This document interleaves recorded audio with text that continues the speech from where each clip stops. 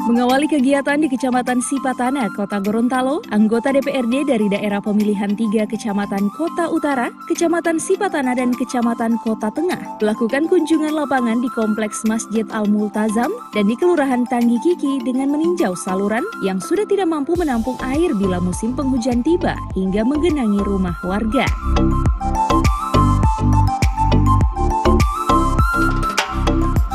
Sementara itu, saya melakukan kunjungan lapangan di 2 lokasi tersebut. Para anggota DPRD dari Dapil 3 yang terdiri dari Ketua DPRD Hardi Sidiki, Wakil Ketua DPRD Muhammad Rifai Bukusu, Ketua Komisi B Leni Ontalu, dan anggota Komisi B Alwi Podungge dan Syamsia Mohi, serta anggota Komisi C Ekwan Ahmad dan anggota Komisi A Syafruddin Junaidi, melakukan pertemuan tatap muka bersama warga Kecamatan Sipatana yang dilaksanakan di kantor Kecamatan Sipatana, Kota Gorontalo.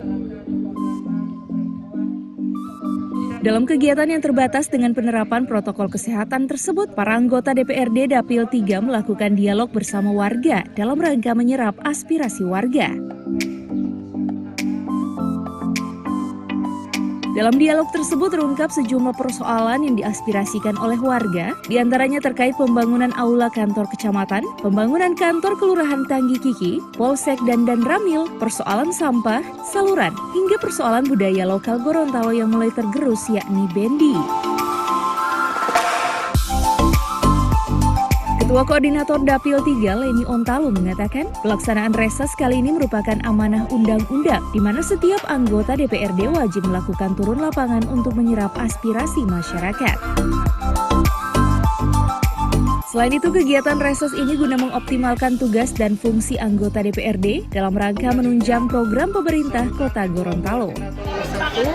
Dan ini adalah hari kedua di Kecamatan Sipatana, di mana kami sesuai dengan PP nomor 12/2018, di mana setiap anggota DPRD harus melaksanakan reses di dapil masing-masing untuk bisa menyerap aspirasi masyarakat dan guna untuk mengoptimalisasi tugas dan fungsi kita selaku anggota DPRD untuk menunjang program pemerintah Kota Gorontalo.